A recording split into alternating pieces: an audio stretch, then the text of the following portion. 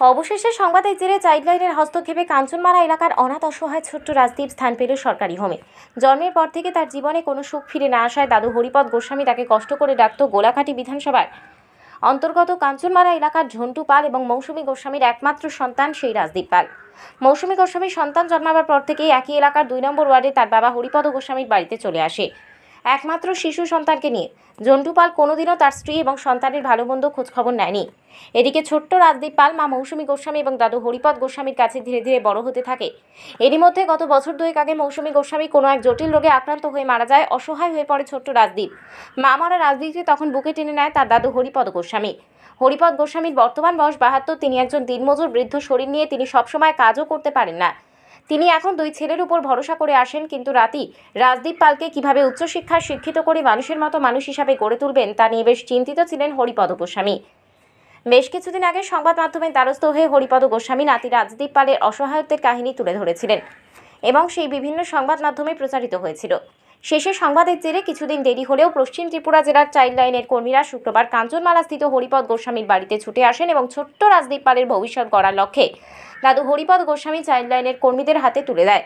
এদিকে চাইল্ড লাইনের কর্মীরা হরিপদ গোস্বামীকে আশ্বাস দেয় যে রাজদীপ পাল যতদিন পর্যন্ত সাবালক বয়স না হবে ততদিন পর্যন্ত সরকার শিশুটির সমস্ত দায়ভার গ্রহণ করবে। হরিপদ গোস্বামী আবারও সংবাদ মাধ্যমের মুখোমুখি হয়ে ওনার আদরের নাতি রাজদীপ পালের পড়াশোনা সহ সমস্ত দায়-দায়িত্ব সরকার গ্রহণ করায় তিনি রাজ্য সরকারকে ধন্যবাদ জানিয়েছেন। এদিন সাংবাদিকদের কাছে এই তথ্য দিতে দিতে হরিপদ গোস্বামীর 2 চোখ দিয়ে বুকফাটা বেদনার জল গড়িয়ে পড়ছিল।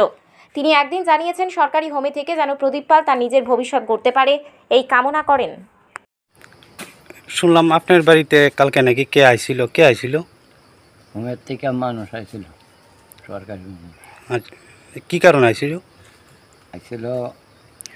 ওই আমি কতদিন আগে নিউজও দিয়েছিলাম, তারা এই সংবাদ পাইয়া আইছে, আইয়া খোঁজ করছে যে হরি গোস্বামীর বাড়ি কোনটা।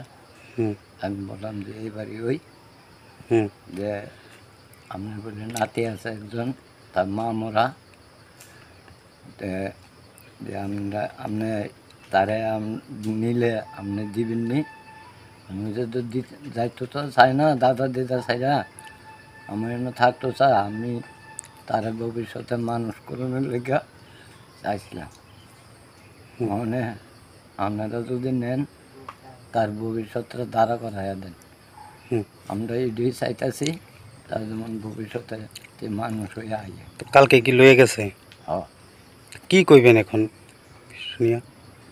মানে তারা নিছে, তারা আমার কাছে লেখাপড়া সব কিছু করাইব, হ্যাঁ, ভবিষ্যতে মানুষ করে দিব। 18 বছর হইলে আমার আবার ফেরত দিয়ে দিব।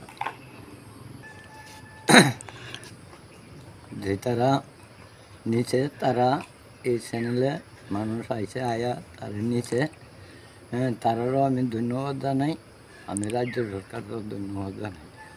আমার নাতি যেমন মানুষ হয়ে আয়ে। আপনি কি কাজ করেন এমনিতে? আমি টুকটাক কাজ করি, এখন তো আর কাজ করতাম পারি না। আপনার বয়স কত চলে এখন? 72। আপনার নাম? হরিপদ গোস্বামী। এই এলাকাটার নাম কি? কাঞ্চনমালা।